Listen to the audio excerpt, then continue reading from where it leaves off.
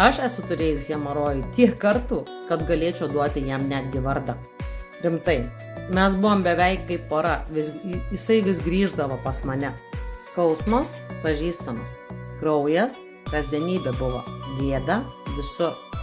Net kalbėti apie tai baisu būdavo, bet kai nei tepalai, nei operacijas nepadėjo, pradėjau gilintis. Ir supratau vieną dalyką, hemorojus tai ne problema, jis tik signalas, kad viduj kažkas yra ne taip.